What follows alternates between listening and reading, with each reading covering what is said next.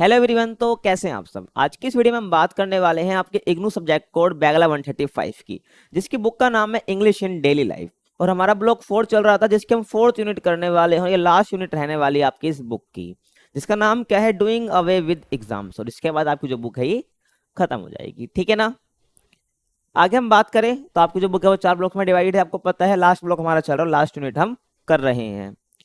4th block के आपके जो यूनिट है आपके सामने है, ये 4 यूनिट रहने वाली है। और यूनिट का नाम क्या है, डूइंग अवे विद एग्जाम्स, ठीक है। उस ब्लॉक का नाम आप देख सकते हो, बर्निंग इशूज, ठीक है। बर्निंग इशूज का मतलब है जो इशू हमें देखने को मिलते हैं उसके ऊपर बात की गई है, ठीक है। चाहे वो इंजस्टिस हो, वॉर हो, ठीक है, चाहे वो यंग लीडर्स हो, ठीक है। आप यूनिट समझ जाओगे, मैंने बता रखा है इसके बारे में भी, ठीक है। और डूइंग अवे विद एग्जाम्स, तो यहाँ पर एग्जाम्स के बारे में बता रखा है कि एग्जाम्स में एग्जाम को लेकर कितना स्ट्रेस दिया जाता है बच्चों पर। तो ये बर्निंग इश्यूज ही हैं सारे, ठीक है ना। तो इस ब्लॉक का नाम और लास्ट हमारा ये रहने वाला है। आगे हम बात करें तो आप हमारे टेलीग्राम ग्रुप को ज्वाइन कर सकते हो, जिसका नाम है एकलव्य इग्नू। यहाँ पर आपको पीडीएफ नोट्स, जितनी अपडेट्स है वो मिल जाएंगी। और जितने भी क्वेश्चन पेपर हैं आपके सब्जेक्ट से रिलेटेड, वो यहाँ पर आपको प्रोवाइड करा दिए जाएंगे। तो आप जाके ज्वाइन कर सकते हैं, ठीक है। अब आगे हम बात करते हैं इस यूनिट के इंट्रोडक्शन की, ठीक है। तो देखो, form an opinion about the evaluation system in schools, viability of exams, and whether exams are important or not in their present form। तो हमको क्या है कि हम एक ओपिनियन क्या कर पाएंगे, दे पाएंगे इवेल्युएशन सिस्टम को लेकर जो हमारे स्कूल में अपनाया जाता है, ठीक है। और जो एग्जाम्स हैं वो हमारे लिए प्रेजेंट टाइम में इम्पोर्टेंट है या नहीं है, तो इसको लेकर, ठीक है ना। तो second, are you afraid of exams और do you take them as a challenge. क्या आप एग्जाम से डरते हैं या उसको एक चैलेंज की तरह लेते हैं, तो इसका आप कमेंट सेक्शन में मुझे बताना है, ठीक है ना। तो इंट्रोडक्शन हो जाएगा, मेनली हम यहाँ पर एग्जाम के इंपॉर्टेंस के बारे में पढ़ेंगे, ठीक है। और यहाँ पर एक लेटर लिखा है एक बच्चे ने, ठीक है, जिसका नाम क्या है, राहुल। अपने फादर को लेटर लिखता है।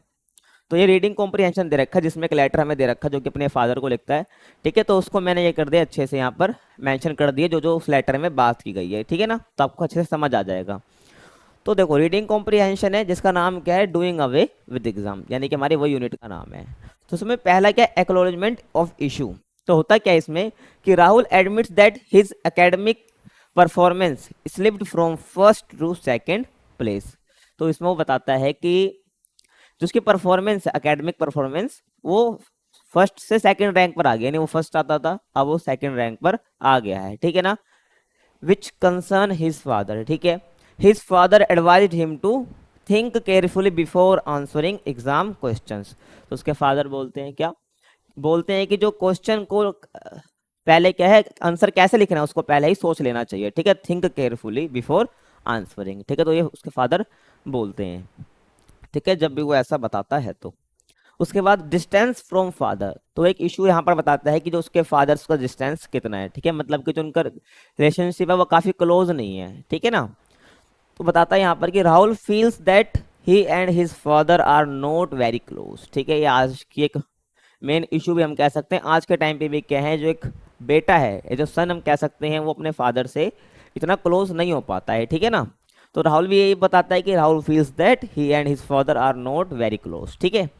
आगे हम बात करें, he acknowledge that his father provides well for the family but feels they have not developed a close personal relationship. तो ये बताता है कि जो उसके फादर है वो फैमिली के लिए काफ़ी अच्छा करते हैं, बट क्या नहीं कर पाए हम, एक पर्सनल क्लोज रिलेशनशिप डेवलप नहीं कर पाए हैं, ठीक है। Rahul wants his father's to understand his thoughts and concern. और राहुल चाहता है कि जो उसके फादर हैं उसकी बातों को, उसके विचारों को समझे, ठीक है, वो क्या चाहता है। आगे देखो, रिलेवेंस ऑफ एकेडमिक नॉलेज। अब यहाँ पर ये बताता है कि जो एकेडमिक नॉलेज हमको स्कूल्स में मिलती है, क्या उसका कुछ रिलेवेंस है या आज के टाइम पे भी वो प्रासंगिक है या नहीं है। तो इसके ऊपर ये बात करता है, ठीक है। तो ध्यान रखना है, लेटर में ये सब बातें बोल रहा है। Rahul questions how practical academic subjects like Pythagoras theorem and Newton's law are in real life. सोचता है कि क्या इनका यूज है रियल लाइफ में। He wonders if such knowledge is necessary for everyday tasks such as running a business or practicing law, ठीक है। मतलब कि कानून को पढ़ना या उसको इम्प्लीमेंट करना या बिजनेस को रन करने के लिए क्या ये इम्पोर्टेंट है, ये सब जो हमको स्कूल से मिलती है, जो हमारे एवरीडे के टास्क हमारे होते हैं, ठीक है। तो क्या इसके लिए इम्पोर्ट जरूरी है, या मेरे को ऐसी नॉलेज प्रोवाइड कर रही हैं कि जिससे मैं ये सब कर पाऊँ, ठीक है। तो यहाँ पर ये सब बात करता है, ठीक है। आगे देखो, आगे एक और बताता है ये चीज कि ग्रैंड फादर्स चाइल्डहुड मेमोरीज। तो यहाँ पर वो ग्रैंड फादर की चाइल्डहुड मेमोरीज के बारे में कुछ बताता है, ठीक है। तो बोलता है कि भाई Rahul reflects on his grandfather's stories of a simple experience rich childhood, ठीक है। कि जो उनका चाइल्डहुड था वो काफ़ी सिंपल था, काफ़ी रिच चाइल्डहुड था। जैसे बचपन होता है ना खेल कूद का, ठीक है, हर चीज़ हम करना चाहते हैं वो कर सकते थे बचपन में। तो वो ग्रैंड फादर का यही बताता है कि जो उनका चाइल्डहुड है वो काफ़ी रिच है, ठीक है ना। Where life was about enjoying nature and play rather than intense studying, ठीक है। पढ़ाई के अलावा खेलना, इंजॉय करना, तो ये सब ज़्यादा इंपॉर्टेंट होता था उस टाइम पे, ठीक है ना, पढ़ाई से ज़्यादा। ही questions if his approach to life has become outdated or if things have indeed changed drastically over the last 70 years। तो बोलता है कि क्या जो लाइफ है अब वो आउटडेटेड हो चुकी है, ठीक है। 70 साल जो पिछले गए हैं, क्या जो लाइफ है वो बिल्कुल चेंज हो चुकी है, आउटडेटेड हो चुकी है, आज के टाइम पे ये सब नहीं होना चाहिए। तो ये सब बातें ये बोलता है, ठीक है। नेक्स्ट हम बात करें तो एक कंपैरिजन करता है आगे लेटर में लिटरेसी को लेकर और पीस को लेकर, ठीक है। इसमें ये बोलता है कि भाई ज़्यादा एजुकेशन ले लेता है कि वो ज़्यादा स्ट्रेस में रहता है, और जो हायर एजुकेशन नहीं लेता है उसको हैप्पी रहता है वो, और मतलब कह सकते हो वो काफ़ी उसको पीस रहती है, ठीक है, उसको काफ़ी पीस रहती है। तो ये बोलता है, तो देखते हैं इसको। He contrast his semi literate grandmother's sense of peace, ठीक है ना। तो मतलब जो सेमी लिटरेट है इसकी ग्रैंड मदर, ठीक है, किसे तुलना करता अपनी मदर से, and containment with his highly educated mother's anxiety, ठीक है ना। तो तुलना करता है जो उसकी मदर वो काफ़ी एंग्जाइटी रहती है रेदर देन किससे, उसकी ग्रैंड मदर की पीस से, ठीक है ना, और जो कि सेमी लिटरेट है।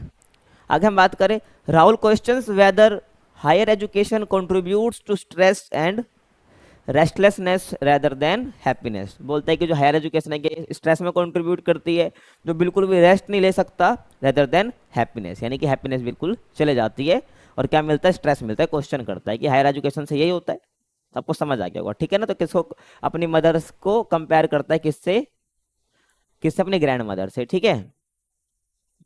आगे देखो, आगे ये अपने लेटर में ही लिखता है और कंपैरिजन करता है practical skills versus theoretical knowledge, इसको एक कंपेयर करता है।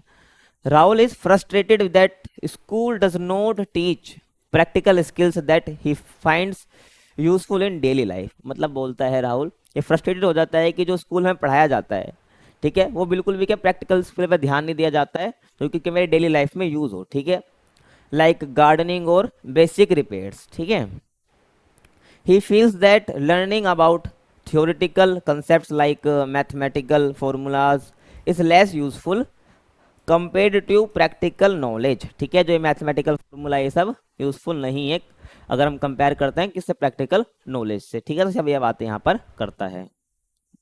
आगे देखो, विजडम फ्रॉम एक्सपीरियंस, ठीक है। तो ये बोलता है कि जो विजडम आती है वो एक्सपीरियंस से आती है, ठीक है, ना कि थ्योरेटिकल नॉलेज से। Rahul recounts his grandmother's wisdom, wisdom मतलब होता है बुद्धिमत्ता, ठीक है, जो कि एक्सपीरियंस से आती है। तो बताता है कि wisdom which she gain from living life and experiencing it first hand, ठीक है। तो बोलता है कि जो उनको विजडम आई है इन्होंने अपनी लाइफ से सीखे, ठीक है, जो लाइफ जी रही थी, जो उन्होंने एक्सपीरियंस करा है उससे उनको ये विजडम आई है। He wonders if academic learning is overshadowing real life experiences and personal growth. और बोलता है कि जो ये एकेडमिक नॉलेज होती है, जो एकेडमिक लर्निंग होती है, ये पर्सनल ग्रोथ पर कुछ बात नहीं करती है, ठीक है, जो कि हमारे डेली लाइफ में यूज आप हम क्या कर पाए, अपने पर्सनल ग्रोथ कर पाए, ठीक है। आगे देखो, critic of the exam system. अब यहाँ पर एग्जाम सिस्टम को क्रिटिसाइज करता है। He criticise the rigid exam system using an example where he lost marks due to a minor grammatical error, ठीक है। तो बताता है कि हल्की सी ग्रामेटिकल एरर में क्या होता है, मार्क्स काटे जाते हैं, और वहीं पर तुमको क्या है, इंटेलिजेंट ना बोल के बेवकूफ घोषित कर दिया जाता है। Rahul feels that the exam system emphasise strict correctness over understanding and practical application. मतलब कि इनका प्रैक्टिकल एप्लीकेशन क्या है उसके बजाय ये जो करेक्टनेस है, मतलब कि बिल्कुल करेक्ट होना चाहिए, उस पर ज़्यादा ये जोर दिया जाता है एग्जाम्स में, ठीक है, और स्कूल्स में। तो इसकी बात करता है विच ही फाइंड्स फ्रस्ट्रेटिंग, ठीक है, मतलब कि फ्रस्ट्रेट हो जाता है, ठीक है। आगे देखो, कंक्लूजन एंड प्रोमिस्ड। अभी क्या करता है कंक्लूजन, मतलब कि जो ये लेटर्स का पूरा कंक्लूजन और क्या प्रोमिस करता है लास्ट में, ठीक है। इसके मार्क्स कम आए, इसकी रैंक है वो फर्स्ट से सेकंड होगी, इसके बाद वो क्या कहता है देखो। Despite his frustrations Rahul acknowledge his father's advice, मतलब जो उन्होंने बोला था कि भाई क्वेश्चन लिखने से पहले क्या करना होता है, आंसर को सोच लो फिर लिखो, ठीक है, उसकी उनके एडवाइस को ये करता है, ध्यान में रखता है, एक्नोलेज करता है। And promise to try not to lose marks in future, ठीक है, मतलब कि जो मार्क्स है वो फ्यूचर में अपने लॉस नहीं कराएगा, मतलब कि कम नहीं होंगे, ठीक है। And he expresses his burden and frustration with the academic pressure he faces, ठीक है ना। तो जो बर्डन है फेस कर रहा है सब बताता है, ठीक है। ही expresses his burden and frustration, जो लेटर है इसने क्या कर रहा है, जो ये बर्डन महसूस कर रहा है, फ्रस्ट्रेशन महसूस कर रहा है, ये सब बताता है इस लेटर के जरिए, ठीक है। आगे देखो, अब उसके बाद में कि पोस्ट स्क्रिप्ट लिखता है, यानी कि एक नोट ऐड कर देता है लेटर में। Rahul adds a note saying that the letter was more for his own relief and was not necessarily mean to be seen by his father, ठीक है। जो ने लेटर भेजा है, अगर इसके फादर सीन भी नहीं करते तो फर्क नहीं पड़ेगा, क्योंकि इसने ये खुद की सेटिस्फेक्शन के लिए, खुद को रिलीफ मिले, इसलिए लेटर लिखा था, ठीक है। वो जो उसके बर्डन था उसने अपने क्या वर्ड्स में लिख दिया ताकि इसका मन हल्का हो सके, ठीक है। This shows his need to vent his feelings and frustrations, ठीक है, चाहता था ये तो उसकी फ्रस्ट्रेशन है वो फीलिंग्स है वो बाहर आ जाए, ठीक है। Rather than seeking direct feedback from his father, ना कि चाहता है कि जो उसके फीडबैक है उसको फादर से मिले, ठीक है। तो ये आपकी यूनिट थी और यहाँ पर आपकी यूनिट भी खत्म होगी और ये बुक भी खत्म हो जाती है, समाप्त हो जाती है। इसके बाद आपको कोई और सब्जेक्ट पढ़ना है तो आप कमेंट में बता सकते हैं, उसके ऊपर हम वीडियो जल्दी बना देंगे। जितने भी सब्जेक्ट है उसको हम कवर करने की कोशिश करेंगे, तो आप बता सकते हो। बाकी आपको नोट्स पढ़ने हैं तो आपको हमारे इस वेबसाइट पर मिल जाएंगे eklavyaignu.com। अगर आपको असाइनमेंट के सॉल्यूशन चाहिए तो आपको हमारे इस वेबसाइट पर मिल जाएंगे ignufreeassignment.com। और जो असाइनमेंट रहने वाले हो बिल्कुल फ्री रहेंगे, कोई चार्ज नहीं है, तो आप जरूर विजिट कर सकते हैं, ठीक है। बाकी चैनल को लाइक शेयर सब्सक्राइब कर सकते हैं। मिलते हैं आपसे अगले वीडियो में, तब तक के लिए कीप वॉचिंग।